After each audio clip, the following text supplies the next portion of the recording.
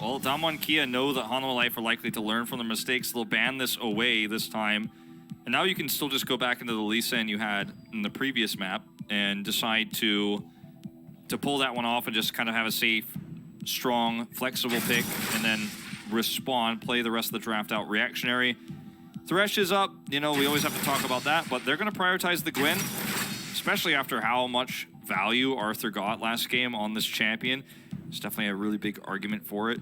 We haven't seen a ton of games where Gwen has popped off and absolutely crushed every skirmish. In the LCK recently, we've seen her played, but she's kind of been very similar to a lot of other junglers in terms of her performance. But last game was really one of those outlier games where you're like, ooh, I see it. I see why people are doing this. As the Ezreal will be the response to the Varus here. See what support comes along with that. We've seen so many blind picks of the Leona at this stage. And I think even though, you know, it's not like the strongest support with Ezreal ever, I think it's a pretty safe pick if you want to play more reactionary to what Damwon Kia is going to bring online. But looking towards Chovy's Akali. Yeah. I mean, Chovy did so much in that last game on the Lee Sin. Even though Arthur was picking up the majority of the kills, I think getting Akali for Chovy is never a bad idea. Like, I don't care what the comps look like. Get Chovy Akali or Yone or something like that. He's probably going to have a decent chance to just single-handedly carry the game. Will we see Showmaker pick up the Twisted Fate, which has been, in terms of the top teams in Korea right now, the most common response to Akali in lane? Almost always banned away in the second banning phase if does not go through. Looking for the LeBlanc. Instead, he found so much success with it last game, and when you have the poke damage from the Varus, the poke damage from the Gwen, even before she gets into the fight, LeBlanc can really help finish off those low health targets or just push them out of relevancy, as we saw in the last game. Yeah, it's a way to get on top of high mobility picks as well that are relatively squishy, and you have 3 of them right there on the side of Hanwha Life. So LeBlanc in a great spot right now. Funnily enough, after all the meta twisting and turning, we kind of get back to the LeBlanc once again. Yeah. I like to see the Karma ban here because mobility and also the shielding is going to be super important with Hanwha Life's comp. Jace gets banned here, which is interesting to see blind. That also is just kind of solidifying the fact that almost everyone is looking towards Gwen in the jungle right now. She can still be flexed. Also with Varus LeBlanc, if you add Jace to that, if you just never fight and only poke, you can probably also just win. It would be very strong at least. If they ban the Gangplank here too, it starts to feel like we're going to see Gnar for Morgan this time around. Morgan had a great Gnar last season. He also had a great... He played weak side basically with every champion that he played super well. The Scion he was also great at. So something that we could see him do here might be part of the reason why he was subbed in for Dudu, considering how that last draft went. See what this ban ends up being. I think they're once again focusing on Khan. Time's running out. What's it gonna be? Yep, there's the Gangplank. I think that now Damwon Kia are like, well, you're gonna take the Gnar. I don't think Damwon Kia should take it away because it doesn't work with their comp as well. I like this a lot more. You've got a lot of range. Now you have something to lock it down.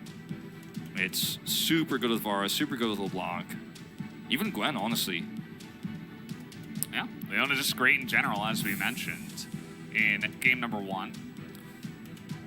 It's not going to be fantastic at peeling for the Akali, but especially if you're in control of the fight, it just does so much. Nautilus is going to be the choice here for Vista. Trying to think of what other pick could come through here that you would want to ban the Jace and the Gangplank for. Viego kind of comes to mind, but he's of course banned. So coaching staff talking directly to Morgan about what this final pick is going to be, edging out the confidence levels before we lock this one in. A lot of pressure on this player, like you said, only 4 games played this season before this, and it's going to be Mundo, who currently has a 1-4 win rate here in the LCK. He's not doing well, or yeah, 1-4. He's not doing well, to put it frankly, and we're so far not a huge fan of the Mundo. Oh, and I don't know about this Jax, but pretty good into a lot of these champions if you can set up the Counter-Strike correctly, but going to be the Aatrox instead, which is going to give you a lot of skirmishing power. Really like this for early objective control.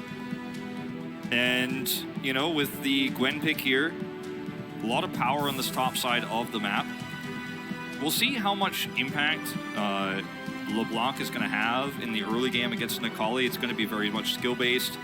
But if you can actually snowball this bottom lane and then continue to take objective control with the Aatrox, doesn't matter how much he falls off later on.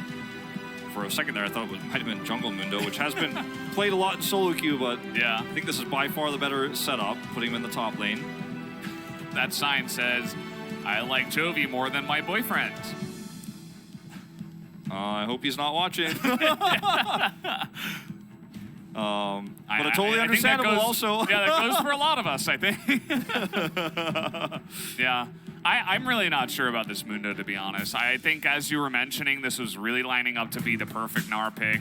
I think it would have done a lot in terms of setting up fights. As of now, instead of that, you have Nautilus to land a hook. If you don't have that, Mundo doesn't offer a lot in terms of engage, right? He just kind of sprints at you, and then you just ignore him a little bit. We're just not really impressed by him. I'd like to see them show us a little bit more of why we're seeing so much of it, but I don't know. I would have liked Gnar here. It's also Khan on Aatrox. We haven't seen it all too much because Aatrox has fallen out quite a bit, but you're playing against one of the historically best Aatrox players ever. And he is going to run at you. He's going to knock up. He's going to CC you. It's going to be not an easy lane to win. You're not going to have full control. A lot of the time, Mundo in the top lane, because of his sustainability, just goes, well, I'm CSing for free, and you can hit me, but it doesn't matter.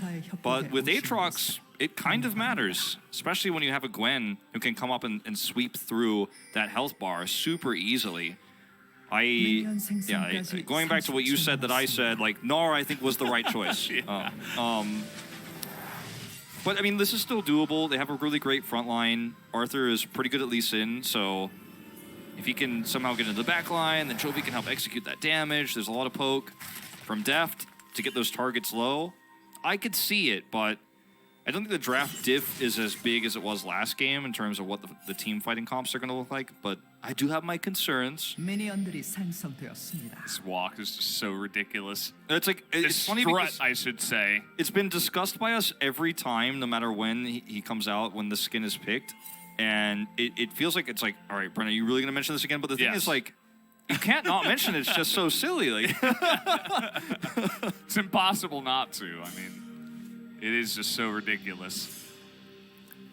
And, yeah, Chovy's back onto Akali. I think the draft has gone the way of Damwon Kia, except there's always the X factor of Chovy onto Akali. So, can they shut him down? Can they deny him yet another win? Hanwha Life overall, they're not the most successful team. I think they're 4-5. Yeah, they're 4-5.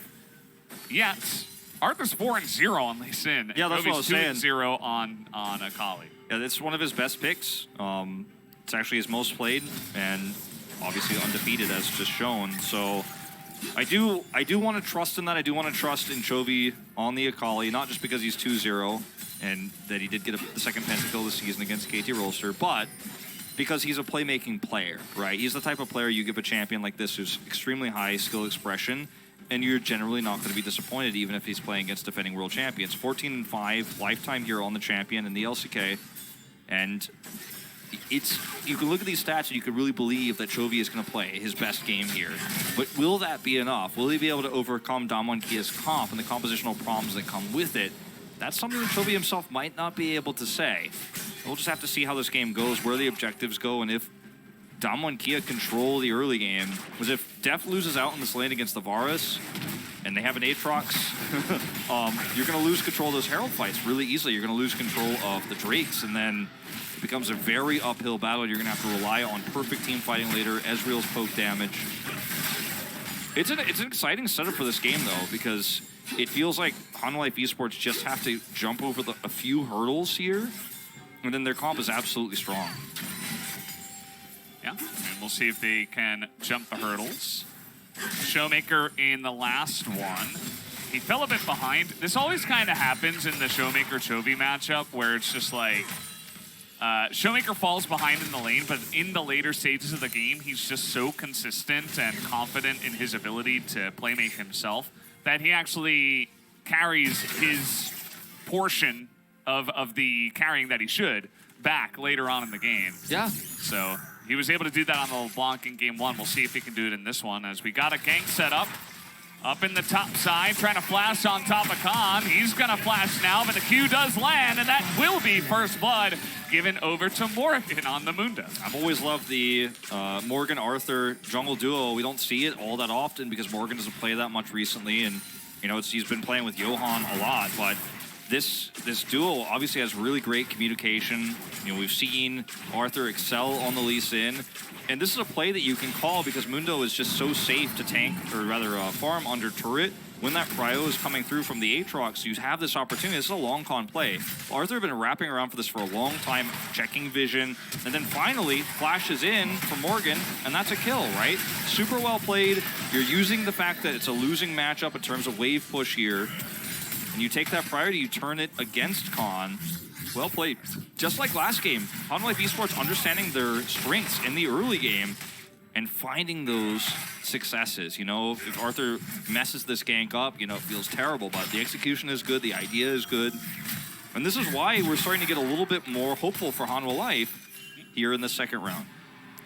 Yeah, no, it's definitely been a nice turnaround. I'm not sure exactly what it was, but Chovy being put on playmaking champions and top side of the map getting a little bit more consistent is definitely helping them out. As, yeah, that's been really the only action. It's definitely a nice kill that he gets. It's going to make this top lane a little bit more even. Khan, though, immediately goes back to getting great trades, and he picked up a cull as well. So he's like, well, I died, but let's pick up a cull and try to make up that difference. That's a really nice pickup. Do appreciate that. You're going to be able to get that first blood kill back, essentially, when that is finished. Get that money. And still, I mean, even with the Amundo that gets a kill here, it makes his laning phase a lot more comfortable, as you can see. But Khan is still going to be comfortable here, and he's still going to be very powerful in these skirmishes. That doesn't change with this death. So, it's a great way to get an advantage, but it's not early game losing by any means, as Vista hug that wall. Oh, okay, they're not going to go for it here. They're just setting up for a play on the Scuttle Crab. That's not going to be stolen, as Beryl is definitely still thinking about this. The flash is not great, but do they have the damage follow-up? They absolutely do. No escape here, as Canyon hits level 6 and just bursts him down. Yeah, that was really insanely greedy from Vista. No vision whatsoever to be in that area. And yes, Chovy is hitting 6 and he's there. Arthur's nearby. But Deft should be calling and screaming like, yo, they are not here. They are not at the bottom side. And maybe a communication issue or maybe just a misjudge from Vista. But either way, that was not the play to make. It's flashes traded, which is going to favor Beryl here because he's still got Hex Flash. And I'm not entirely sure what the flash, where Vista flashed, because I thought he could have flashed over the wall. Nope, he flashes and still is hit by the buffered Zenith Blade. Yeah. He waits and goes over the wall. I think he actually gets out there. I think he tried? Like, he did it on kind of a diagonal towards the wall, but it was just up against the wall because obviously he was too far away. Maybe a little bit of, you know, a desperate flash, just trying to get as far away as possible, but... Yeah, I think just being there in the first place is the mistake, as you pointed out. So, unfortunate. And that's a kill once again onto this Gwen, and it's Canyon. So, yeah, definitely very worrying here. Even though, you know, the gold's still even, that's absolutely where you want the gold tier is Damwon Kia. Yeah, for sure. And, you know, LeBlanc, as long as LeBlanc stays pretty even with the Sakali too. Like, you could see she's down significantly in CS, but she's never going to fall like an item behind or anything like that. Even has a Dark Seal stack, you know, the little things. But she's going to be very powerful later on too. You don't need her to get fed early. That's definitely a part of the later plan here for Damwon Kia is the LeBlanc. But controlling this mid game with the Aatrox, with the Gwen, that's where you're terrified right now as Hanwha Esports. Like, they group up on this Herald with this Aatrox comp. You can't really even think about it. And I appreciate that Deft is just going to say, you know what, guys, I'm not coming. I'm just going to catch this wave. I'm going to sit on the bottom side of the map. You guys could take that Rift Herald. Hanwha Esports not going to contest this whatsoever. I say that. Arthur might look for, like, the steal. This is level 4 with no flash. Yeah. So, I mean... This is kind of crazy. Do you guys really want to take this fight?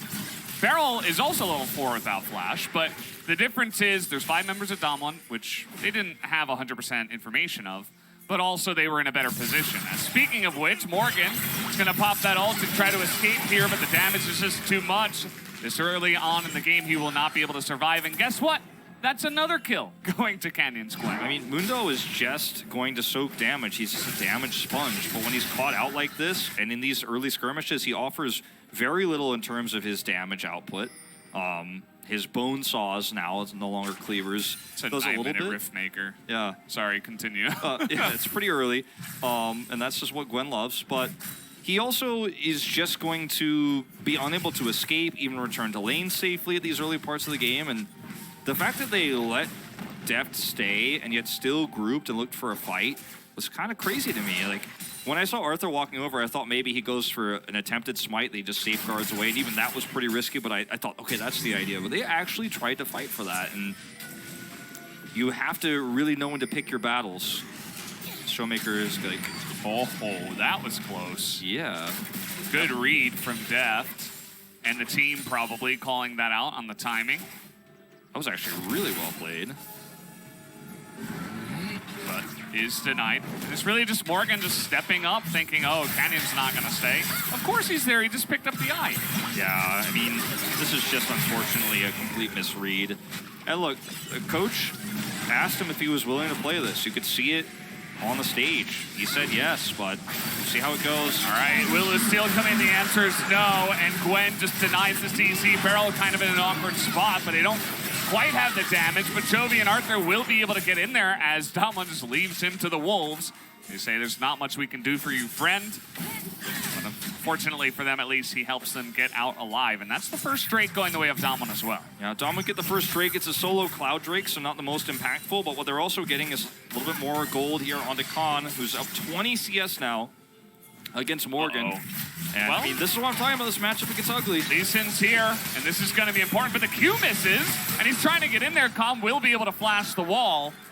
Seemed like he didn't have enough time to wait until Canyon got there, unfortunately. Yeah, the thing is, Canyon, if he's here, like 100% they win that fight. Yeah. So, it was a really close call. Actually, Morgan might still be dead. There's no wave here, so I guess the answer is he's going to live for a little bit longer. They can just push in with the Rift Herald. It's the safer play. Yeah, and instead of going for the dive. Morgan is like really playing with fire this game. He's under a lot of pressure, right? You know, coach asked him if he wanted to play. I think it was Kesman. I didn't see exactly which coach it was, but asked him if he wants to play the Mundo. Are you confident on this? He said yes. He nodded. They locked it in. It's a tough matchup now into the Aatrox. It's kind of the counter pick coming through, and it's been a really hard early game for him. As we watch this fight once again, it's just a really nice collapse onto Beryl. He has to be the sacrificial lamb. Like you said, tossed to the wolves here is Damwon Kia, though there's no saving him. But they get the Drake nonetheless. Rift Herald's going to get dropped here now finally. And Morgan just doesn't have anything he can do about this. He's just going to have to sit back and watch the take come through. It was really smart, a little thing that Canyon did. We saw him group up in the top side. We'll have to hold that thought. Beryl is caught out here, 1v2. There is nobody around as what? Wait, he actually just kicked him over the wall. Yeah. He saved his life. The flash actually was really, it looked kind of silly for Beryl, but when you consider that Arthur could have cued him over the wall there, it actually was really smart. Guaranteed there was no way he even blind hits that. And so Beryl gets out. It definitely should not have happened that way. Like, Beryl shouldn't have been caught, but also Arthur shouldn't have kicked at that time. Oh no. But hey, it's pro games. There's a human aspect. There was a Reddit thread about this. Okay, let's not be too harsh. Sorry, Reddit. Yeah. I think it was amazing who made that comment on that interview. And yeah, there's obviously a human aspect to this game, but sometimes it feels bad as a spectator to watch those moments happen. I mean, yeah, everybody's human. It just feels bad. Watching that, you know, I feel bad for... Okay. Oh my god, no way. It was just totally tabbed. This is the one of those ones you have to watch. And he's like, actually, God was on my side. Like, he's laughing. Oh, man. He even said, like, he's dead, even though he didn't actually die. But, like, yeah, I mean, when he sees the Q, it is kind of comical, right? It's like, well, it just looks so desperate. That's one of those unfortunate moments. Okay, Deft here in a little bit of trouble. Beryl has his solar flare. They don't have enough vision here to actually commit because they don't know where Vista is. He's still waiting around because he has this control ward. This is just going to be, I think, something that amounts to nothing at the end of it, but we're going to watch it. Vista, you have to come down, though. Yeah, you see him. They're not going to commit to that just yet. And we actually have Arthur in the mid lane here. I'm not sure exactly what he's hoping to do to the LeBlanc, but nothing else to do, right? There's no monster camps up at the moment, jungle camps, that's the word I was looking for. So he's basically just sitting there, maybe hoping to help defend. As Chovy will be fine as he backs away. 1 minute until this Infernal Drake comes up. And Chovy just gonna have to dash his way out of here. But I'm curious to see if Hanwha Esports are confident enough to actually full commit to this Drake fight, because right now they don't have the prio on the map to get positional advantage, even though their comp is arguably stronger, or not stronger, but coming online at this point in the game. Like, it's not a case where Damwon Kia just are too strong in this early mid game where you just go, well, we just can't fight this, we just have to concede the Drakes, because you don't. But getting into position to do this fight, or to take this fight 5v5 is so tough right now for Hanwha Esports. You can see already Damwon Kia, positional advantages here. This is a really important Drake for them to take to keep that tempo advantage. Deft. Yeah. And okay, some damage to come out here. Deft actually doing a decent job zoning the two of them out, but teleport is committed to by Khan. Picks up his Merc Treads. And Damwon, first and foremost, let's group up as 5. That's what they say. Nobody get caught out here. Dodging the dredge line was pretty massive there for Showmaker. Beryl, careful. Don't want to just walk into the Drake. Take that free damage from the briefcase. A wraparound here is coming through from Khan and Beryl. He's over the wall. All right, Beryl looking for this. Dragon is going to reset, and Beryl once again, he's really got to be careful about the amount of damage he is taking. Typical Beryl, right? He's looking for the 100% highest risk, highest reward play on the side. Is going to be forced away. And actually, we see him recalling right now. Damwon Kia are going to have to win this 4v5 if they're going to actually take this fight straight up. Now, Hanwha Esports don't know this, actually. So, he actually does not commit the recall. He does not complete the recall. You can see kind of the idea behind Mundo. He just sits here and he eats up a bunch of damage, and eventually he's going to be able to get some of that health back. As here's the committal coming on in, and getting to that back line, and look at this, LeBlanc is trying to be burst down, but he does get away. Vista with the stopwatch, but he immediately goes down as Chovy's still alive, trying to go 1v3, but he has to ult out of this one. As Khan, low health, but he is the Aatrox, not able to lock down Deft, and Deft with full health might be the most dangerous member, but he doesn't have much of a team around him. Yeah, this would be so funny. This just ends up being a complete reset for both teams, and it looks like that is in fact what is going to happen, because neither team actually willing to be the ones to engage. Khan getting teleported onto here by Chovy, so he's going to back off and respect this. Arthur stays near. It does have his smite coming up here in just a second, so Damwon Kia don't have the health bars to contest. If it's Arthur alone, yes, but Chovy's here still. They're going to try to catch him. To burst him. He doesn't have his ult, and in the Shroud, the flash is going to be enough just to get him that little bit of extra space. This is so crazy, this fight. Arthur in the pit, and the smite comes down early, trying to survive, and he will go down alongside of the Drake, going the way of Damwon, as they were trying to sneak that under the noses of Damwon, but they did not let them have it. Oh, and Arthur just not able to flash out from the tether. The chains connect, they complete. He blows up there. Now they're going to catch Ghost. I think he goes down 100%. He has flash. Will it matter is the question. Shuriken lands, there's the suitcase, and that will be easy. Chains of Corruption come in. That's a nice little shutdown over to the side of Chovy. Yeah, really nicely done. And it's still such an even game. Now, Damwon Kia still have those advantages in terms of 2 Drakes they hold right now. And we have positional advantage now on this Rift Herald. Damwon in a position to actually start this now, because they have this pressure in mid, the extra prio. And it looks like Hanwha Esports is just going to let this go. It's second Herald. Morgan's pushing bot lane, so you're getting elsewise objectives on the map. Did not start this. Okay, they just kind of left it there for a second. Issuing this, they're not going to commit. Yeah. Force it's getting to be late, too. Yeah. It's going to despawn soon as they're trying to get on top of Khan here. Arthur and Vista on the chase.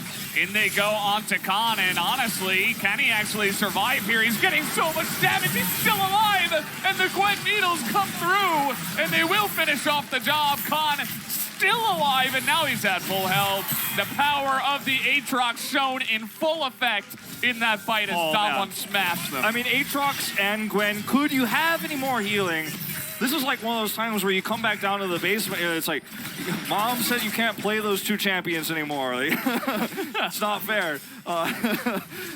When you think about what the power level is in that moment, like anyone who doesn't know how these champions work, look at that fight and go, well, how in the hell did they actually turn that and win that exchange? There's just so much healing on the Aatrox, plus the burst damage that Canyon has here. It looks ridiculous. Like, when you watch this moment, it's so fed, crazy. too. He's so fed, as you mentioned, but Chovy goes through, and then Khan just has all that extra healing. He just barely stays alive, and then Chovy is blown up. Vista is trying to peel. It's just absurd. And even if Khan dies, it doesn't matter. Yeah, and now he's up to full, and he gets another kill, and now he's just extremely so far ahead. It looked like a big mistake, actually, from Damwon Kia when they grouped up there. Then they were outnumbered after not taking the Rift Herald. And yet they still are able to eke out this win because Khan has such a great understanding of this champion. This is why I was a little bit worried for Morgan in the lane, but also just straight up in terms of how this mid-game is going to go versus the Aatrox. This is not just any Aatrox we're talking about. Yeah, Aatrox is funny because it's kind of like a DPS check, right? It's like, well, can we burst him through his healing or not? And they failed the DPS check, and then the enrage timer came in, and that was Gwen, right? She comes in, sweeps him up, 2-0 extra on top of the 2-0 that Canyon already was. Yeah. And now you're just in super dire straits. I mean, we're two-manic Baron now. This is like, yeah, sure, get our outer bottom turret, whatever, dude. How many green items do you have in your inventories? Khan is just going to be able to walk away here if he does end up going down to lethal levels of HP.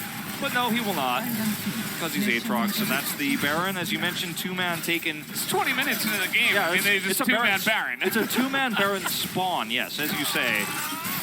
Now, Hanwha Esports still have some ways back into this game. You know, they have a really strong front line. The Aatrox is really fed, but also is in a position to where, you know, once we get to the later parts of the game, he will be focused downable. Like, if Deft ends up doing a lot of chunk damage to him before the fight ensues, like Arthur can execute him. There are ways he dies. It isn't going to look like this every time. It's just Aatrox is so good in skirmishes. That's why he's great on objective fights early. That's why he's great on the side lane like that. But he will lose a lot of his power later on. Yeah. The problem is really Gwen as well. And right? LeBlanc. True. It's like the two biggest problems are probably on the top side, but then you also have great support through the LeBlanc and the Varus, who are quite fed in their own right? They're not the most obvious, but it's not like they even got behind in this game. And 2-0-2 for Showmaker. Like, things are only great here on the side of Damwon Kia. They canceled the charge here, too, so this means that it's going to be inner turret, and that's a lot of extra gold on this patch, as you pointed out earlier on. Man, Hanwha Esports are in no position to do anything about this. They have to group up to make sure this does not go into their inhibitor turret. And actually, to be honest, I don't think they can even stop it. And, you know, Deft came down. Oh, no. This could be game if they die here. Look at the amount of damage that comes out here, even from the ult. Arthur has to back away. The Rift Herald gets another charge. 3 big charges and 1 canceled one. And because Khan is pushing the mid lane, Deft can't farm mid. He's not actually getting a lot of the extra farm he needs right now so desperately as Ezreal to come online. He's got his first 2 items, but he's going to need that third one. And we're not at the stage of the game where he can actually just poke down and carry, especially because Damwon Kia have such a massive lead now, and we're 9,000 gold ahead at this stage. They just walk back and take the Drake. And sure, Morgan is going to get some money up here onto a Mundo. Doesn't even get the inner turret, though. And that's the least valuable gold you're going to get in this game, sadly. It's for a Mundo, right? You need the money on your Akali, you need the money on your Ezreal, and they're just not able to make that happen. Chovy's going to take all the farm bottom, and Deft's going to take all the farm mid. Yeah. But that's all you can hope for right now. And the time's running out because they already have 3 Drakes, the advantage. You don't get a whole lot more wiggle room here. Absolutely. I mean, Deft just picked up his 2 items. It looks like maybe he'll back and pick something else extra up, but it's really just not enough. And even Showmaker's got the Magi's Yeah, you just bought it. It's, you know, I think Damwon Kia know at this point. As okay. Nice Steal comes through, at least. Steal on his own buff. Yeah. Yep. This isn't Hanwha Life's jungle anymore. No, not anymore. Damwon owns all of the map. They have taken all the real estate here. I mean, Showmaker knows that this game is... I mean, look at how much damage he does right now, even with just the Q coming through. He has so much of an advantage. He has his Morellonomicon finish that why not just upgrade this, because you're not really worried about dying ever. You're gonna actually get so many assists in these upcoming fights if you don't just win the game outright. It's crazy. Khan is just like, all right, well, I'm gonna PvE this. Chovy is not even a boss to me right now. Deft ate a couple of abilities from LeBlanc, who was totally safe, able to bounce back over the wall. And even without the Baron, they're just waltzing into the base and taking whatever they want. Canyon is the least afraid right now. He really does not care. He's like, yeah, cool story. Although he is going to get knocked up here. He doesn't care. For less than a split second there, I was worried, although Canyon was not. Maybe, nope, he's got his own. I think he's still fine. He's definitely fine. Flashes back to his team. The ult comes in. That's going to miss as well. No Shuriken commit. And Mundo will stand there and die, as he loves to do. The clone gets taken down as well, and Damwon say, well, we took down 2 inhibitors. That'll be enough. That'll be enough for now. Khan's pinging the top of the lane right now. You can see those flags there. 100% that's him being like, well, I'd like to have a third one. I'd like to at least get my gold, because I know the POG is going over to Canyon, but at least let me have my moment. Over here on the side lane, as we'll watch this one more time, is Showmaker doesn't care. He's completely untouchable. And then Canyon, obviously, just has so much healing that there's just no one who could really challenge him. Plus, he has his mist. Khan's pushing Deft away, so Deft actually can't help do any range damage. There's just so much burst here. Like, this is the Wallets equation, but also compositional equation. As Ezreal is just really going to struggle to be able to have any impact in this game on the front line. Is also assassins. Like, it's like Gwen and Aatrox are the tanks of this game, but also they will kill you. I think you just summed up this current meta right now. Oh, man. Frontline can forever sustain, and they are all bruisers and also assassins. Yeah, that's kind of where we're at right now, especially from behind. All the Ezreal damage into Gwen and Aatrox is just like, just pretend it didn't even happen. Yeah. Because they just gain it back right away. You don't have to pretend. It's real. I can see it with my eyes, okay? Yeah. Or rather, I can't see it because it isn't happening. There's no damage. Her health bar is perpetually full.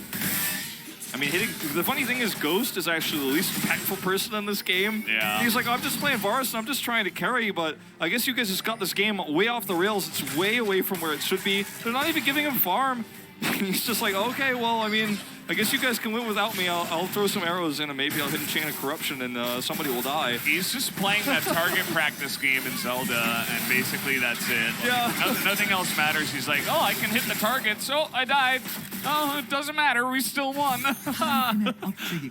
Feels good to be on a team like that. It's such an anticlimactic end to this series, too, because Game 1 was so interesting and unique. The early game was played pretty well from Hanwha Esports in Game 2, but unfortunately, Morgan's Mundo was the odd man out here, and it wasn't that much of him playing it poorly. It's just it's a bad matchup, and it's Khan on the Aatrox, and he got so ahead in those early skirmishes went so well because Hanwha Esports decided to push the envelope, push the issue so hard on fights they really didn't need to take that Damwon Kia's lead ballooned out of control, and now we're just watching the finishing moves. We're reading the epilogue of this novel.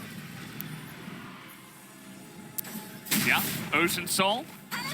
This will not be contested. Of course, we all know that Hanwha Life can't do much to contest this one. I think if you're them, you just gotta hope to fight on Nexus turrets and maybe Chovy pops off in a big way, maybe at level 16. But other than that, you're not really looking at much. And it's also Ocean Soul alongside of Aatrox and Gwen. So whole Magic Mantle, he's like, maybe this will help. I don't know. So sad. If you don't have 5 anti-healing items at this point, I don't know what to tell you. As here's the damage. Gwen is just going to be at full health as she single-handedly chops down the entirety of the Hanwha Life team. Can they kill him? The answer is going to be yes. They finally get the Gwen. Fortunately, it's a little bit too little too late, as Khan is also trying to frontline here. Khan is like, I'm also AD Gwen. Yeah. Without scissors, I have a big slicey sword. It's one half of the scissor, but bigger. All right, let's see what Chovy can do. He's trying to get in that back line. As some damage is being done here through the Shroud. As Chovy, yeah, he's just trying to get out of here at this point. They have the Fountain, and Morgan is just trying to soak damage, but that's all that the Mundo has been doing all day long. Gonna drop a bunch of money on the ground. And that's basically what's been happening in this game anyway. The Nexus is gonna go down as Vista desperately tries to stop this, but Damwon are looking for even more.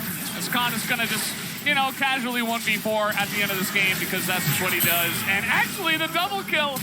Will they get the Nexus? The answer is not before he dies. That's going to be the 2-0 for Damwon in awesome ending fashion. Oh, Khan and Canyon just taking this game into their own hands. And, I mean, it was not a perfect series by them. There were some shaky moments in the early game of game one, but also a little bit in game two. But they held fast in game two and just got such a lead that it didn't matter.